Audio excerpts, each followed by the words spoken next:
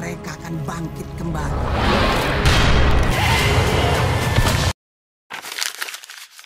Panggilan dari Kubur adalah salah satu film horor Indonesia terbaru yang mencoba memadukan dua elemen yang kerap dipisahkan.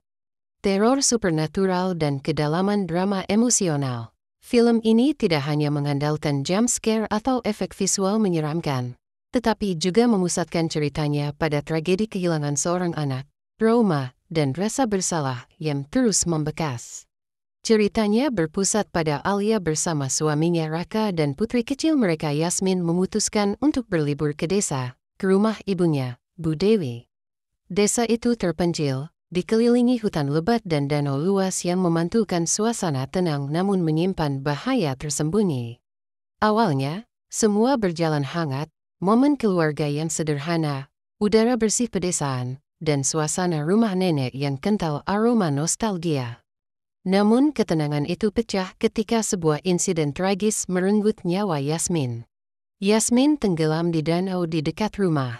Adegan ini dibuat tanpa berlebihan, namun justru itulah yang membuatnya terasa menghantam. Tidak ada musik dramatis yang memekakkan telinga, hanya teriakan panik dan suara air yang bergolak. Cuaca yang memburuk membuat Alia dan Raka tidak bisa membawa jasad anaknya kembali ke Jakarta. Keputusan pahit diambil, Yasmin dimakamkan di halaman belakang rumah Bu Dewi, di bawah pohon mangga tua yang sudah berdiri puluhan tahun. Kehilangan itu seharusnya menjadi akhir dari cerita, tapi justru menjadi awal dari sesuatu yang lebih mengerikan. Alia mencoba melanjutkan hidup di Jakarta, namun suara-suara aneh mulai menghantui malam-malamnya. Ia mendengar suara Yasmin memanggil dari kejauhan. Terkadang terdengar jelas di telinganya, terkadang seperti hanya sebuah bisikan yang tertiup angin. Dalam banyak adegan, sutradara memilih membiarkan kamera bertahan di wajah Alia, memperlihatkan setiap perubahan ekspresinya saat mendengar panggilan itu. Inilah kekuatan utama film, ia tak hanya bercerita tentang hantu, tapi tentang luka yang membusuk di dalam diri seseorang. Alia akhirnya memutuskan kembali ke desa untuk memastikan keadaan makam Yasmin. Namun, setibanya di sana, kabar yang ia terima seperti menghantam dirinya sekali lagi. Makam Yasmin kosong. Guncangan ini membuat ketakutan Alia bercampur dengan rasa bersalah yang selama ini ia pendam. Secara visual, film ini menonjolkan penggunaan palet warna dingin dan pencahayaan redup untuk membangun suasana mencekam. Adegan di desa selalu dibalut kabut tipis, menciptakan kesan terisolasi. Danau tempat Yasmin tenggelam sering diperlihatkan dari kejauhan, seperti sebuah lubang gelap yang menunggu korban berikutnya. Sinematografi bekerja selaras dengan naskah. Banyak adegan hening yang memanfaatkan ruang kosong untuk menciptakan rasa tidak nyaman, sebuah teknik yang lebih mengandalkan imajinasi penonton ketimbang memaksakan efek kejutan. Musik latar juga jarang digunakan secara berlebihan, lebih memilih bunyi-bunyi alam, derak kayu, dan tiupan angin sebagai pengantar ketegangan. Di balik lapisan horor supernatural, panggilan dari kubur berbicara banyak tentang duka rasa bersalah. Panggilan yang Alia dengar bisa diartikan secara literal sebagai suara hantu, namun juga dapat dibaca sebagai representasi dari pikirannya yang tak mampu menerima kenyataan. Kuburan yang kosong bisa menjadi simbol bahwa kehilangan itu tidak pernah benar-benar terkubur di hati Alia. Dan sosok Yasmin yang kembali dengan wajah mengerikan adalah cerminan dari bagaimana kenangan indah pun bisa berubah menjadi mimpi buruk ketika dibungkus oleh trauma. Film ini berhasil keluar dari jebakan film horor lokal yang terlalu mengandalkan jump scare.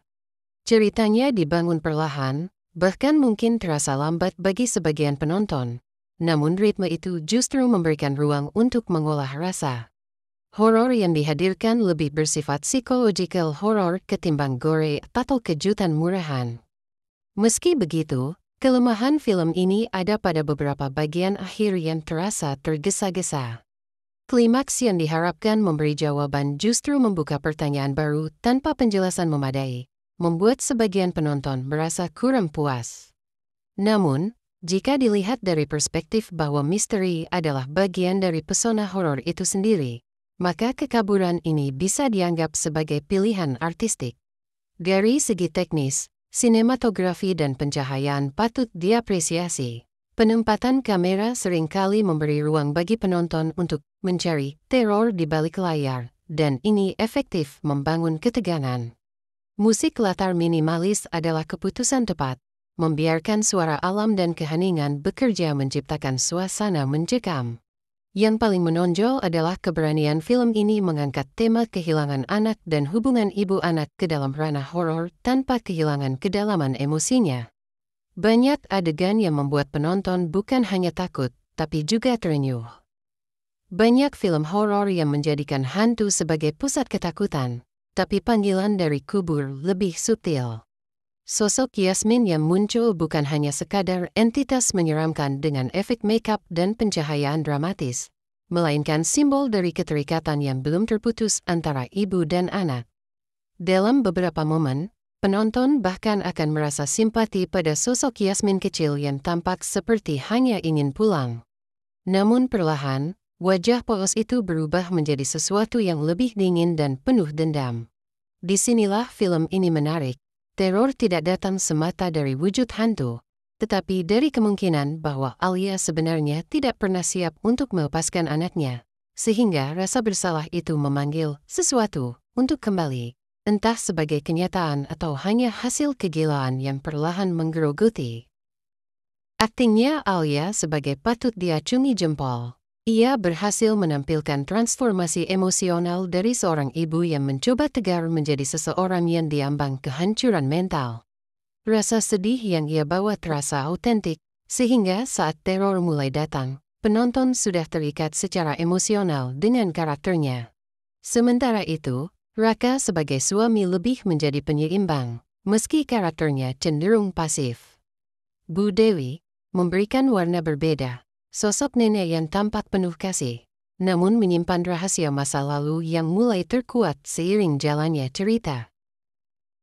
Panggilan dari Kubur adalah horor yang tidak hanya mengandalkan hantu untuk membuat penonton berteriak, tetapi juga memanfaatkan rasa kehilangan dan trauma untuk meninggalkan bekas yang lebih lama di hati.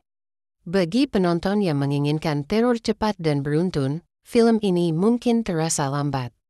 Namun bagi mereka yang menghargai horor dengan lapisan makna dan drama psikologis yang kuat, film ini adalah pengalaman yang layak dinikmati.